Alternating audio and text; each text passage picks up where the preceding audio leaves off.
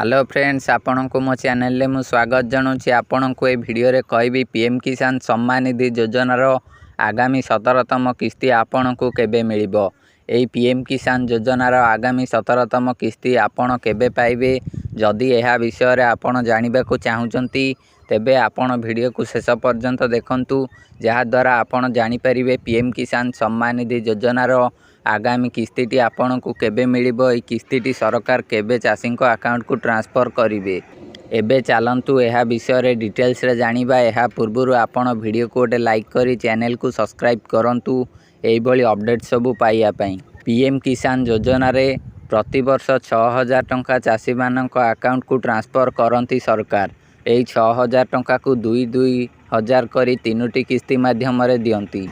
आपण जदि पीएम किसान सम्मान निधि योजना लाभ नहीं पारुना तेबे आपणकर निश्चय ई-KYC करि नथिबे कि आधार सहित बैंक अकाउंट लिंक नथिबो कि आपणकर लैंड सेंडिंग ऑप्शन टी नो थिबो, आपणकर ठीक जमी दस्तावेज गुड़िक देई नथिबे।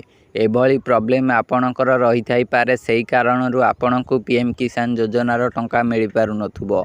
जदि आपणकर पीएम किसान योजनार टंका नबाकू चाहुचंती तेबे आपणकर पीएम किसान सम्मान निधि योजना रे सबु किछि ठीक रहिबा दरकार।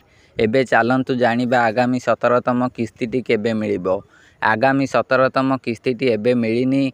एई आगामी 17तम किस्ती मिलिबा को आहुरी समय अछि। आपण एई समय मध्य रे आपणकर जहाँ भी किछि भूल भाल अछि आपण ताहाकू ठीक करि नियंतु, जहा द्वारा आपण पीएम किसान योजनार किस्ती रु वंचित हेबेनी।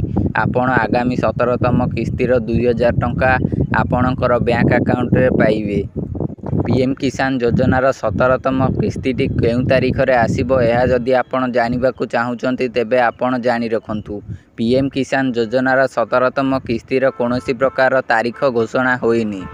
एही 17तम किस्ती जून मासरे प्राय चाषी अकाउंट को सरकार ट्रांसफर करि पारंती।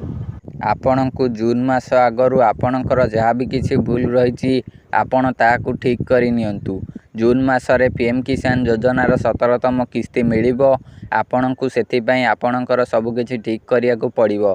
जदि किछि भी भूल रुहे तेबे आपण को एई योजनार लाभ मिल पारिबो नाही। सेथिपई आपण माने सबु किछि ठीक करंतु। ए सबु किछि ठीक करिवा सहित मो चैनल को सब्सक्राइब मध्य करी एई वीडियो को गोटे लाइक करि दियंतु।